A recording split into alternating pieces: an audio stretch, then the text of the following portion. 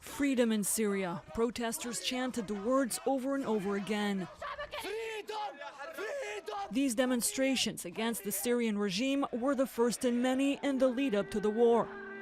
For weeks, protests had been staged in other Arab countries as the so-called Arab Spring had begun, and these Syrians hoped that they too could have more democracy. But authorities cracked down on the movement, and 6 months later, the opposition created its own armed wing, the Free Syrian Army.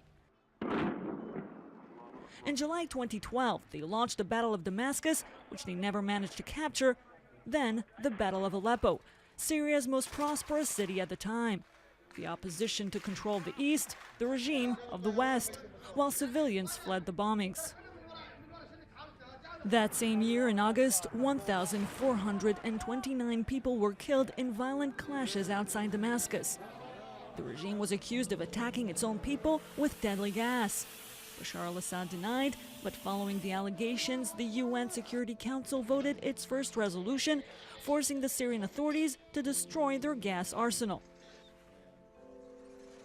In 2014, a new jihadist group created in Iraq, the self-proclaimed ISIS, emerged, brutally confronting the regime and opposition.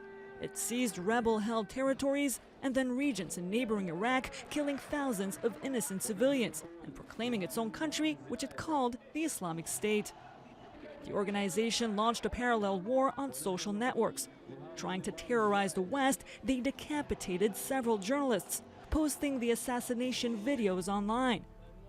As the Islamic State group advanced, the U.S. decided to help push it back.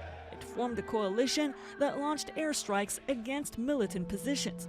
After weeks of fighting, Kurdish forces pushed the jihadists out of several areas like Kobane, near Turkey. 4 years of war have devastated Syria. More than 200,000 of its people have been killed, millions have fled. Ancient sites are ruined, the infrastructure and economy are shattered. These satellite images show the level of destruction. 83% of Syria's nightlights have disappeared. In many areas, even those who still have electricity are too afraid to turn on the switch.